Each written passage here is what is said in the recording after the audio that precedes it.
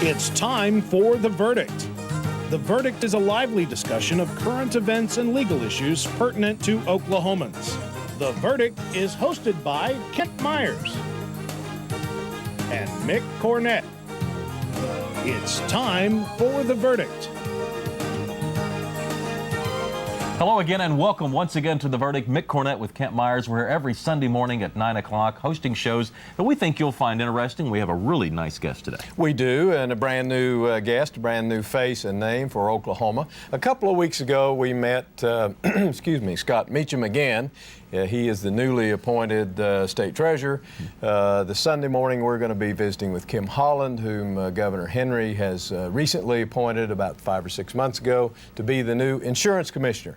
And so we're going to be visiting about how she found the office, what she is doing in the office, and what hopes she has for the functioning of that office in the future. It should be interesting. Is the position transitioning from the last leadership to the new leadership? Lots of questions for the new insurance commissioner, and we'll get to it when we return on The Verdict.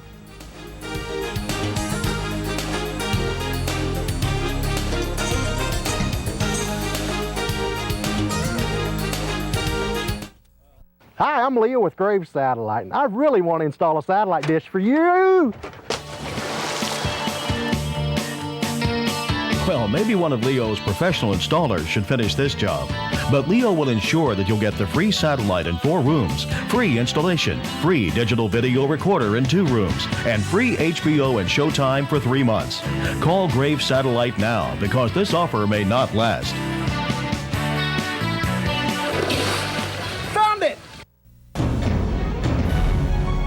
American Express Tax and Business Services. We're accountants.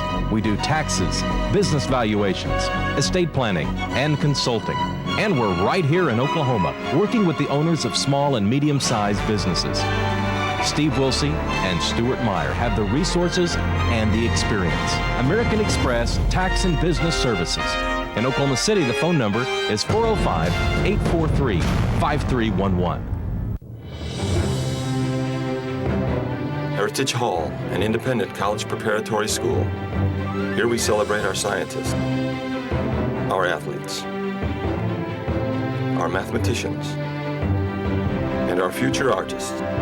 Our students love to learn. A welcoming school for children aged 3 through grade 12. We are a community.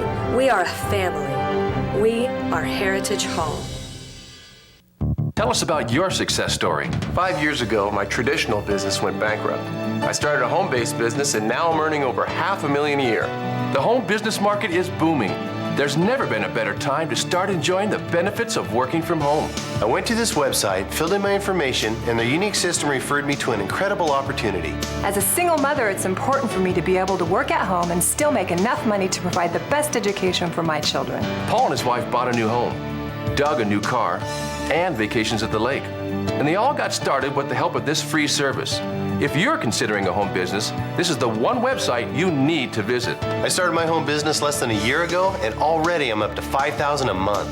I make over $7,000 a month working in my spare time. My goal for next year is $50,000 a month. Create your own success story. Log on to this website and get started today. Log on to 23future.com and create your own success story. Log on to 23future.com and get started now.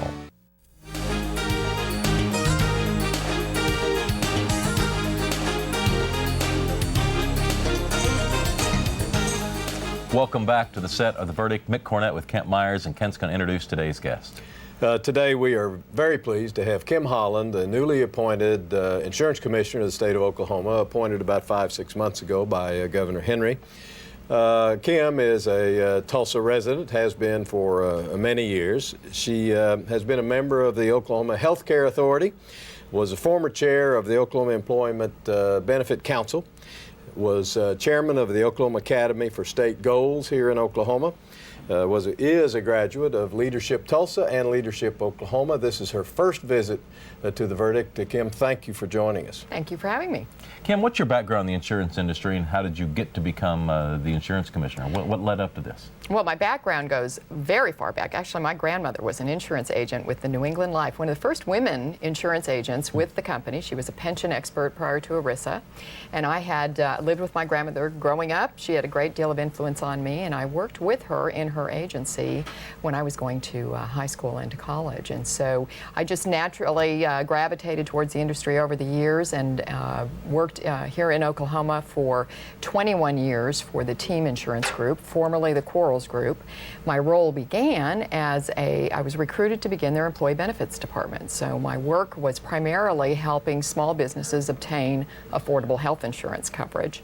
And then over the years, I expanded my responsibilities till I was running both the sales and operational functions of that agency, which employed about 50 people in Tulsa, and we actually had some folks in Oklahoma City as well. What led to the phone call that you were going to be insurance commissioner? Well, I was one of many people, as I understand it, who applied, went through the process of submitting my resume and application, and was fortunate enough to be selected to be interviewed by the governor in one of the first rounds. And from that point, it really was just a matter of I had some supportive friends who maintained contact, wrote letters on my behalf with respect to my experience, and friends as well as supporters, individuals that had worked with me, both from as an agent as well as peers in the industry supporting my candidacy for that role. And then, like everyone else that participated, went through the process that ultimately ended up in the governor placing a call to me and offering me this opportunity. Let me ask you, our viewers and the public generally are quite familiar with your predecessors' legal problems that still continue to this day, as I understand it. And I'm sure that those difficulties, to a large extent, involve the insurance department and its personnel. When you got there on duty, to use a Coast Guard phrase, on duty at the insurance department, how did you find the morale of the department and its employees? Do you know, when I was being considered for this particular position, I took the opportunity to talk to a number of insurance companies and insurance agents that had some involvement with the department. And without a doubt, I repeatedly was told that the work of the Insurance Commission continued in spite of the cloud of controversy that hung over the department. So as I considered what I might be facing, I realized the good news was that the work was getting done. We had obviously solid people who were making sure the important business of the insurance department was getting handled and handled effectively. But I anticipated some morale issues. The staff of the Insurance Commission are all at-will employees.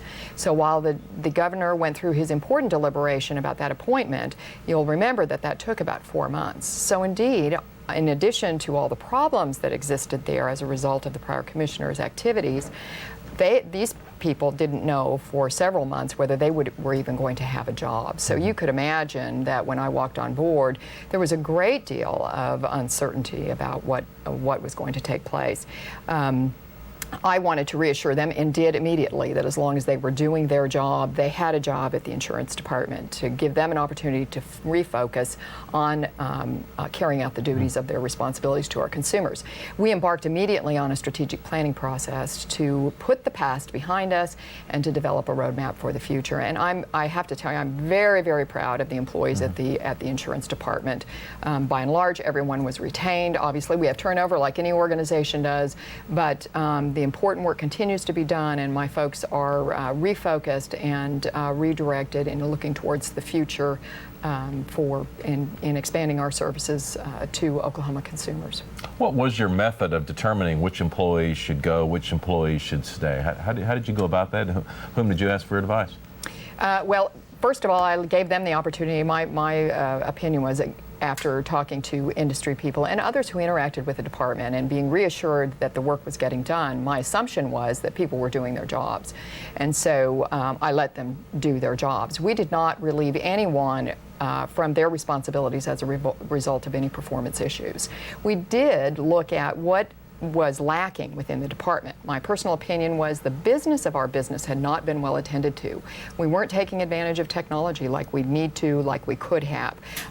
We had some human resource issues that really needed to be addressed, and we had no communications department in an agency that relies on communication, depends on communication, as do our consumers, to make sure everyone is getting the information we need. So I did make some additions to staff as a result of that. Let me ask you a couple of questions that our viewers might find informative. Your main office is in Oklahoma City. Yes. Do you have any satellite or sub-offices around the state? We do. We have a small office in Tulsa, as a matter of fact. And what, in the way of just a round number, I'm sure it changes daily, but just about how many employees do you have? We have 130 employees right now at the department. And that's been pretty stagnant. That for the last several years, it's been right at 130. And once again, just in round numbers, you regulate insurance companies. I do. And you also regulate insurance agents. Mm-hmm. About how many insurance companies are licensed to do business in Oklahoma that you regulate? We have approximately 1,600 insurance companies licensed in the state of Oklahoma. 103 of those are domestic insurers. In other words, their actually license is domesticated here in Oklahoma. They don't necessarily have a corporate headquarters here, but their point of origin is here. 1,600 total. What about agents? 70,000 licensed insurance agents. Now, approximately half of those are non-resident agents, people who are doing business in the state but don't reside here, but a total of 70,000. Did you find when you got there that perhaps companies and agents had unreasonable expectations, or perhaps even occasionally inappropriate expectations of what to expect from the department? Do you know, the insurance industry as a general rule, as well as the agent community, like any other industry, is really dependent upon the regulatory authority to assure a level playing field and a pro-business environment. Our main objective is ensuring that we have active and thriving competition in our community. We want more insurance companies doing business here. We want them to be able to offer more products to our consumers, and through more products offer lower costs. So we have a great incentive to make sure that we're operating our department and handling our regulatory authority in an effective, efficient, and equitable manner. My experience has been that's all an insurance company is asking for. They just want a level playing field. I personally have not had any unreasonable request or got the hint of any expectation that was inappropriate as far as I'm concerned, and how we're handling our business now. You've been in office 5-6 months. Overall, Yes. how's it gone? It's gone great. It's a wonderful challenge. It's an exciting opportunity. We're a consumer advocacy agency. I mean, really a consumer protection agency. So it's a fabulous opportunity for me to look at how we can enhance our services to our consumers to allow them to have a better understanding about insurance products, have more products available to them, and really just meet the needs of the entire industry as well as the consumer. Let me get us to a break. Kim Holland, the State Insurance Commissioner, is our guest today on The Verdict. We'll be right back with more.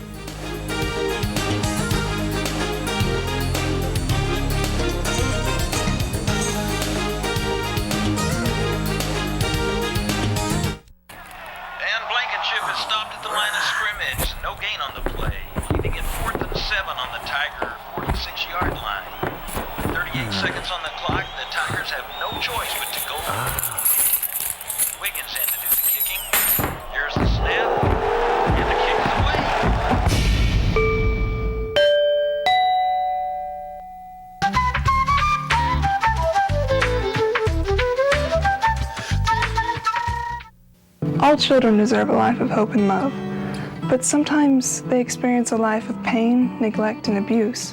When that happens, each child deserves all the quality assistance and representation that can be offered in our legal system. For more information, call 23-CHILD. Oklahoma Lawyers for Children, helping to bring hope and love back to the lives of abused children. Okiwani is an Indian name for a place where children play. When we obtained the camp, we found a lot of oil debris left in the woods. We saw a commercial about how the oil and natural gas industry cleans up old oil well sites. We called the OERB and they agreed to remove tons of concrete and steel. Didn't cost us a thing. Thousands of children have left their footprints on this land. Thanks to the oil and gas industry, they will for a long time to come. It's a fact. 4 businesses fail every minute. 40,000 companies close their doors every month. This is a true story. John had a business that was deeply in debt. So did Steve. They constantly got calls from irate creditors and couldn't concentrate on business. John hoped things would get better, and so he waited. Steve didn't wait. He called Commercial Credit Counseling for a free consultation. Within minutes, he had a solid plan to get out of debt. Within days, his assets were secured, the collection calls were handled, and his debt problem was under control. John did nothing. His debt continued to increase until finally he had to close his doors and declare bankruptcy. Steve's company, with the help of Commercial Credit Counseling, became profitable. In fact, his business is now worth millions. This is a true story. If your business is in debt, call Commercial Credit Counseling. Find out how they can help you. You can avoid bankruptcy. Call the toll-free number now. Commercial Credit Counseling has helped thousands of businesses get back on the road to success.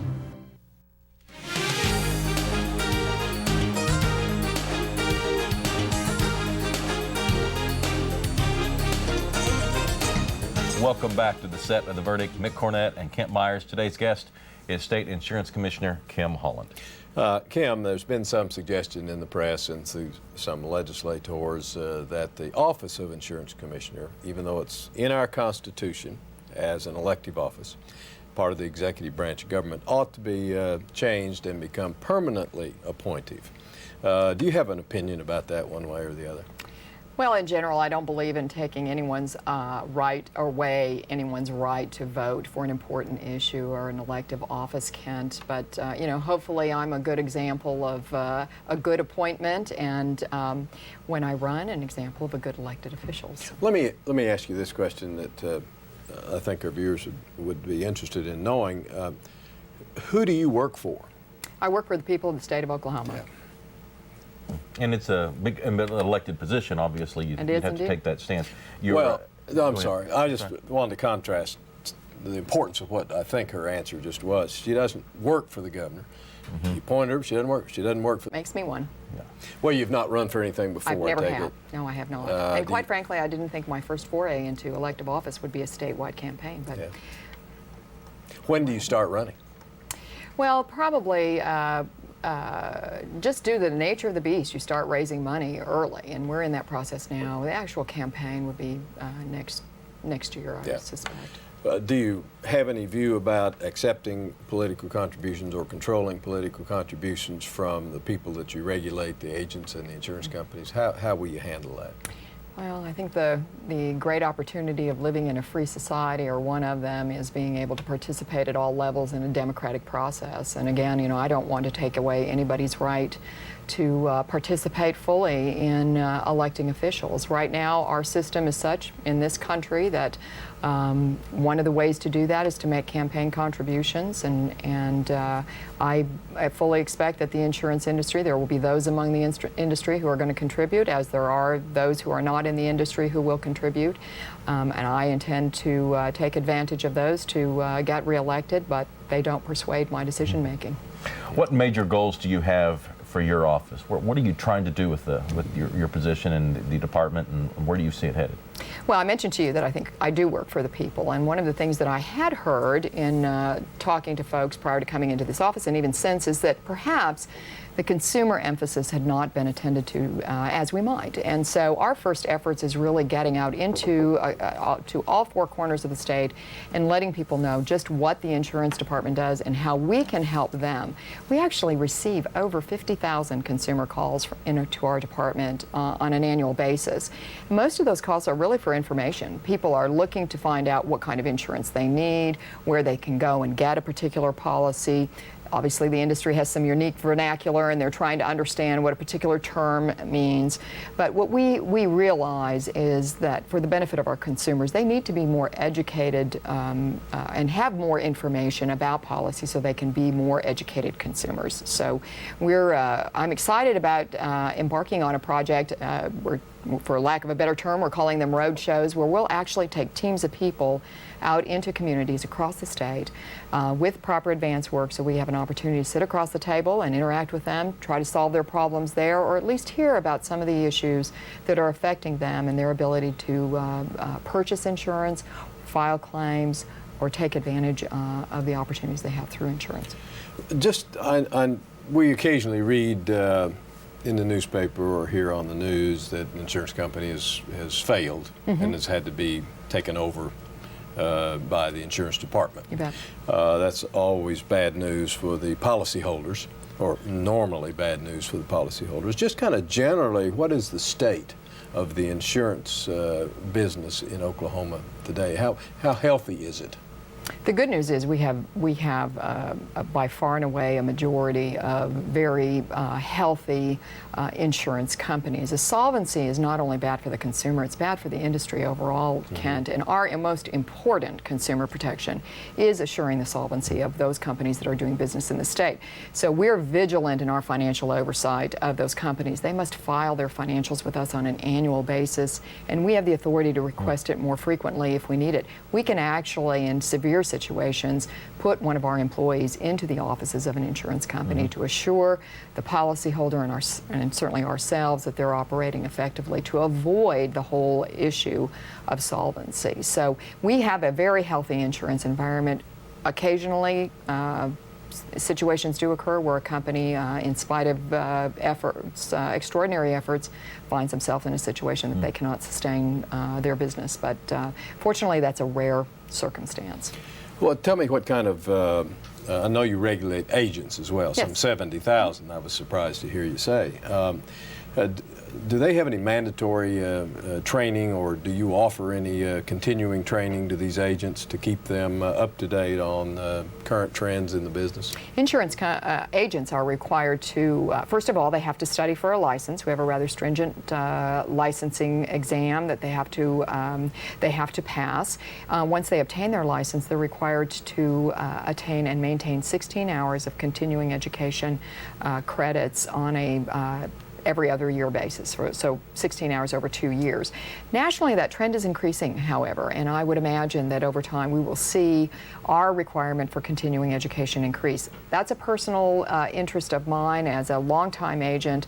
I am keenly aware of how technical our industry has become, how challenging it is for the consumer to really understand and appreciate the scope of coverages that their policy may afford them, and it's going to require more of our agents in time and energy and effort to maintain the amount of knowledge they need to really do an effective job for our consuming public. And I first and foremost want to make sure our consuming public is taken care of. What role, if any, do you play in the legislative process? Let me give you an example. If, for instance, the legislature were considering to adjust the minimum age to drive a car, would they consult with your office to see what the impact might be and what the feelings might be of the insurance agencies? We hope they might. As a regulatory body, I don't make law. We only carry out laws. And so if we see an issue that we feel is it's necessary to pass a piece of legislation, we have, like everyone else, go to the legislature and recruit someone to author a bill and work with them to pass that through the legislature. Importantly, though, and to your point exactly, we act as an objective resource to our policymakers. So if they are considering a piece of legislation that might impact a consumer or an insurance company, we want to make ourselves available to provide them the information they need to guide them in their decision-making process. If a consumer has a complaint or a question to ask, do you have a hotline or something? Absolutely. We have a hotline. We want to encourage our consumers to call. We have a dedicated consumer advocacy department, and I have that number with me. It's area code 405-521-2991. 405-521-2991. Okay. We are out of time, Kim, but thank you for coming on. My pleasure. Thanks for having me. We appreciate it. I do. Kim Holland is the State Insurance Commissioner. She's been our guest today on The Verdict. Kent and I will have a final word when we return.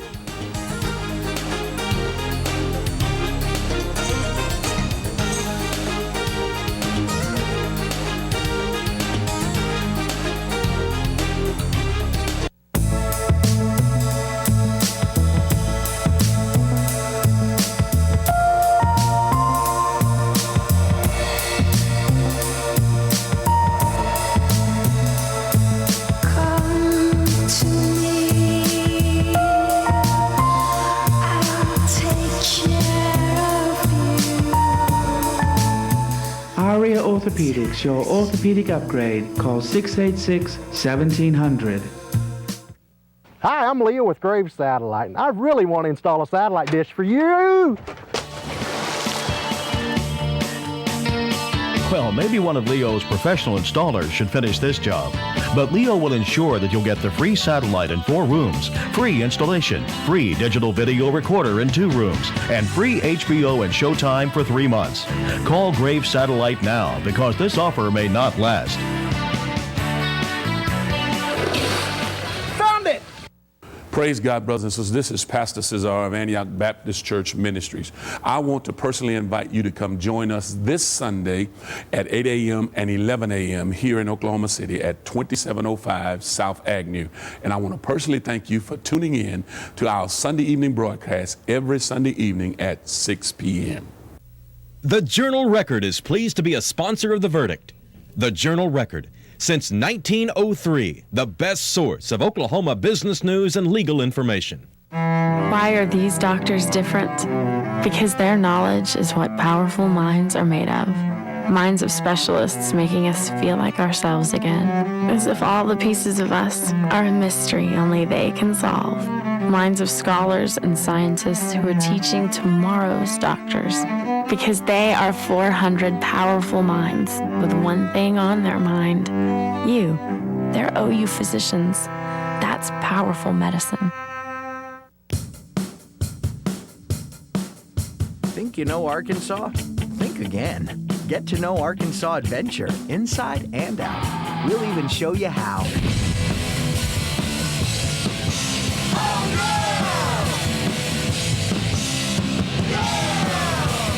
Call for your free Arkansas vacation planning kit today.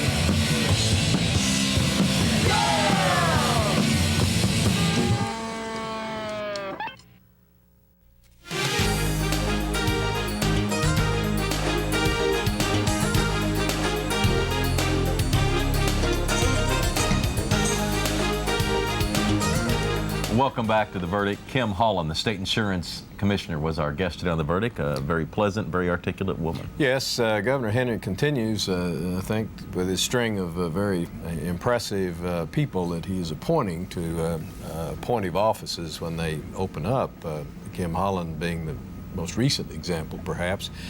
This insurance department has an enormous responsibility with the number of agents, the number of companies, and of course their ultimate boss being the consumer.